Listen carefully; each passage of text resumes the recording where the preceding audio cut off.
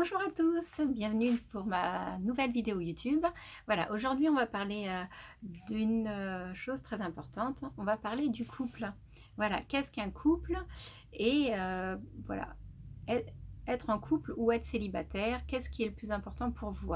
Donc voilà, sachant que vivre en couple, ça nous permet de vivre plus longtemps. Statistiquement, le fait d'être seul, de partager avec personne, tout le monde le sait, ça tue beaucoup plus. Effectivement, voilà, c'est la solitude qui tue le plus. Donc le but n'est pas de vous faire vivre avec quelqu'un si vous n'avez pas envie. Sachez que vous êtes libre et en fait on fait nos choix et on n'a aucune obligation, on n'a que des possibilités. Donc le fait de vivre en couple, c'est de vivre avec une personne qui nous correspond. Après, il ne faut pas attendre l'âme sœur, comme on dit, hein, parce que l'âme sœur n'existe pas en fait. L'âme sœur, c'est vous-même, hein. Donc l'autre, c'est pas un complément, mais c'est un supplément. Donc c'est comme le gâteau et vous avez la cerise sur le gâteau. Donc ça, c'est l'autre. Donc le but, c'est savoir pourquoi on vit en couple, qu'est-ce qu'on a envie de partager et quels sont les projets à court terme, à moyen terme et à long terme. Donc voilà, quand il n'y a pas de projet, il n'y a pas de couple en fait. Ça s'épuise vite et au bout d'un moment, on finit par se séparer parce qu'on ressent, on n'a plus d'émotion. Donc l'important, c'est d'avoir ses projets avec l'autre et ses projets aussi sans l'autre, de faire des choses des fois sans l'autre et le fait de se retrouver, d'être heureux de se retrouver et le manque aide beaucoup à ça. Donc voilà, c'est vrai qu'il y a plusieurs formes de couples. Il y a les couples qui sont fusionnels, qui sont tout le temps ensemble, H24, et il y a les couples, il y a les gens qui ont besoin de respirer aussi. Donc voilà, moi je fais partie voilà, des deux. Parfois je suis fusionnelle, parfois voilà, il y a un côté dépendance et un côté indépendance. Donc le but c'est de se trouver soi, savoir quel est son équilibre à soi, pas celui d'un autre. Faut pas attendre que quelqu'un nous comble parce que ça n'existe pas en fait. On n'est pas des statues sur lesquelles on va être comblé, hein. Voilà, personne ne pourra nous combler en fait à part nous-mêmes. Voilà, l'autre est là pour en fait nous aider à nous améliorer, hein, aussi, hein.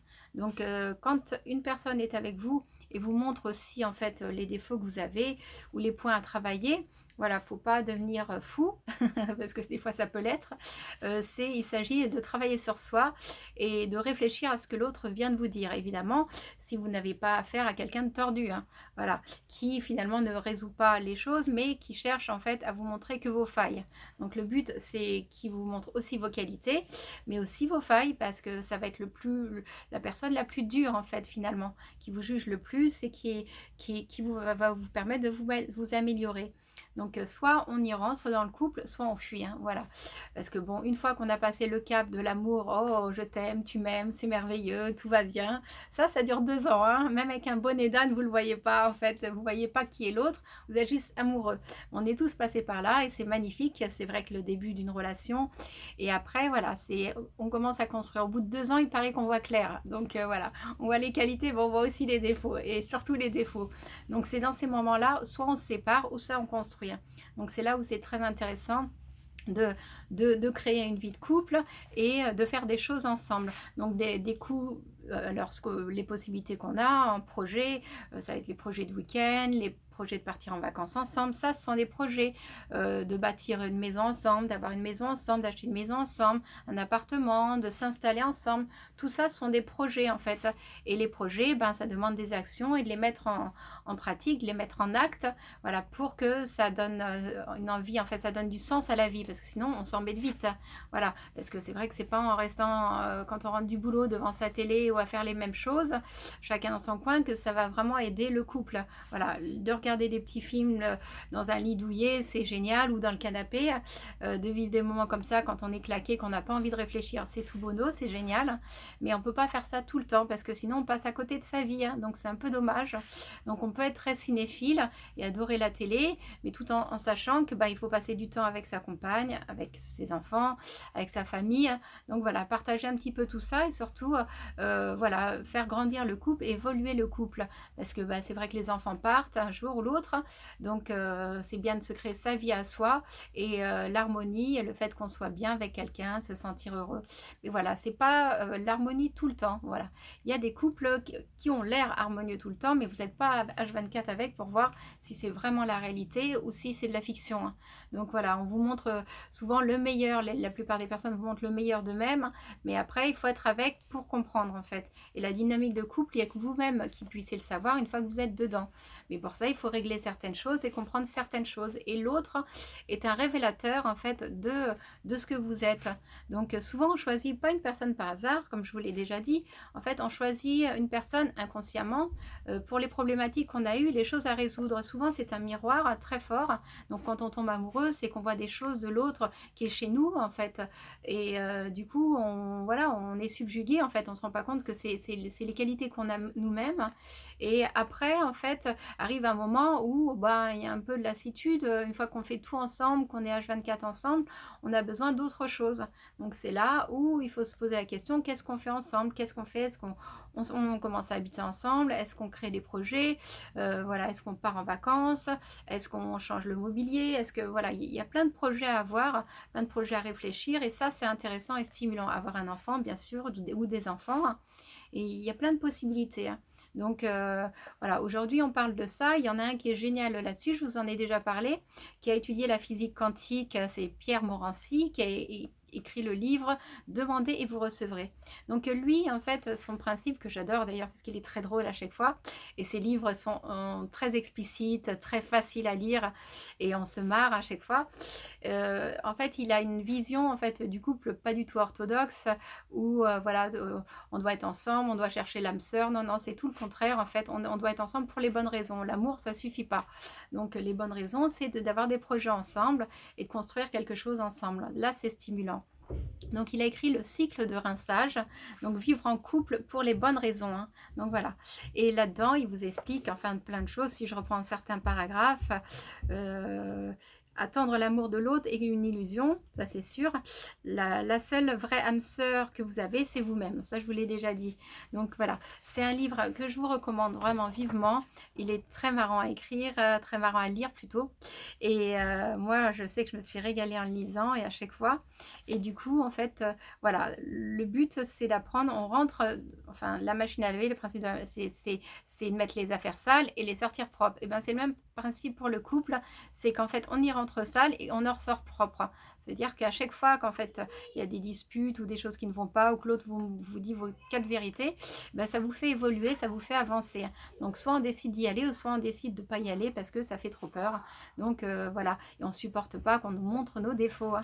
Donc, voilà. Ça, c'est très intéressant. Maintenant, en fait, il ne faut pas, comment dire, croire que l'autre doit se permettre tout et n'importe quoi, se permettre de vous insulter, de ne pas vous respecter. Là, comme je vous ai dit, c'est pour ça que j'avais fait la vidéo d'avant, où j'expliquais en fait tous les signes de maltraitance.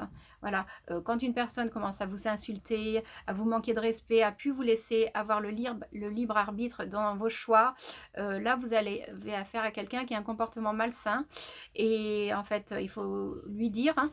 Et si cette personne n'arrête pas, continue et continue sans arrêt, il faut finir par s'en séparer, hein, voilà. Parce que c'est votre santé qui va y passer, votre bien-être. Là, c'est pas un cycle de rinçage, mais là, c'est la personne qui veut vous rincer complètement, c'est-à-dire vous écraser totalement et que vous n'existez plus. Donc, voilà.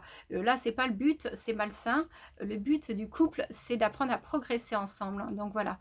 Donc, je vous dis, n'hésitez pas, enfin, ne cassez pas une fois que ça ne va pas, quand il y a des problématiques, essayez de comprendre, d'en parler et d'expliquer, et de lire ce livre, chacun de votre côté ou ensemble, peu importe, lire des morceaux ensemble, de lire déjà chacun de votre côté, et vous allez voir que en fait c'est très intéressant, la vie de couple, on peut vraiment s'éclater, passer des super moments, mais pas que, il faut avoir une vie riche aussi à l'extérieur, se faire d'autres connaissances, pas vivre tout avec l'autre, aller des fois au sport seul, aller marcher seul, parce que c'est des moments à soi et c'est des moments pour soi où où on laisse son esprit un petit peu vagabonder et on laisse son imagination se laisser aller. Donc il n'y a rien de mieux dans la vie que prendre le temps pour soi.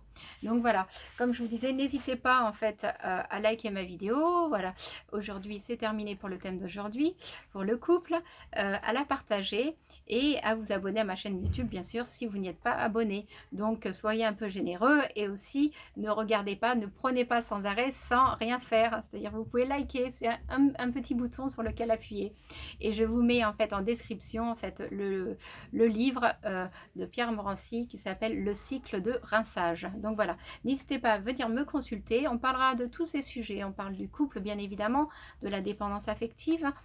Donc vous voyez que dans la dépendance affective, il y a aussi du bon dans certaines choses. C'est quand en fait, pour les décisions, on commence à remettre sa vie dans les mains de quelqu'un d'autre qui est problématique. C'est ça le problème de la dépendance affective. On a le droit de dire oui, on a le droit de dire non. On voit tellement de couples qui sont ensemble et qui se maltraitent, c'est-à-dire qui laissent, qui au lieu de s'occuper de leur propre vie, leur propre épanouissement et de faire leur choix, en fait, ils vont s'occuper de la vie de l'autre et de leur dire ce qu'ils doivent faire et comment ils doivent faire les choses. Mais en fait, personne vous a rien demandé. Des fois que vous êtes dans le couple, l'autre vous a rien demandé en fait. Voilà, vous pouvez suggérer quelque chose, mais laissez l'autre vivre en fait. L'autre ne vous appartient pas, il ne vous appartiendra jamais en fait. Ça c'est un doux rêve et beaucoup de couples se séparent à cause de ça, qu'ils soient mariés ou qu'ils aient 10 enfants. Donc tout ça pour vous dire que rien, il n'y a pas de sécurité dans la vie, il n'y a pas de garantie en amour. Donc voilà, c'est d'apprendre à vivre avec ces vicissitudes, avec ces choses-là, tout en sachant respectant l'autre. Et respecter l'autre, c'est respecter ses choix.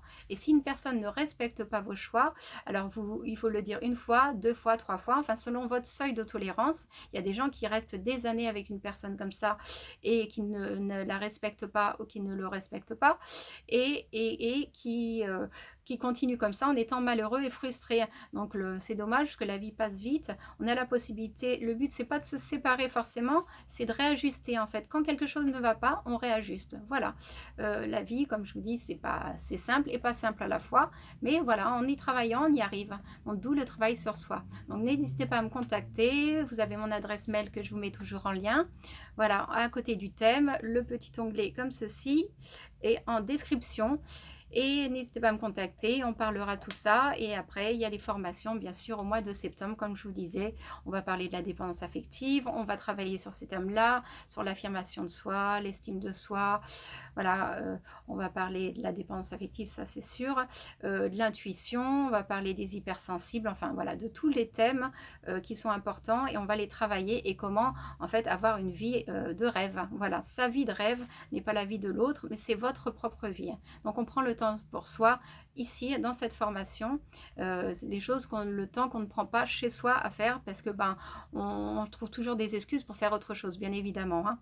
Voilà, on est tous comme ça, un peu paresseux. Donc les formations servent à ça et c'est stimulant de se retrouver avec d'autres personnes, on fait des nouvelles connaissances, c'est enrichissant, on voit comment l'autre réagit, comment l'autre fonctionne. Donc c'est aussi des points d'ancrage et de voir en fait où on en est aussi, de parfois se situer et du coup ça fait évoluer beaucoup plus vite, ça c'est sûr.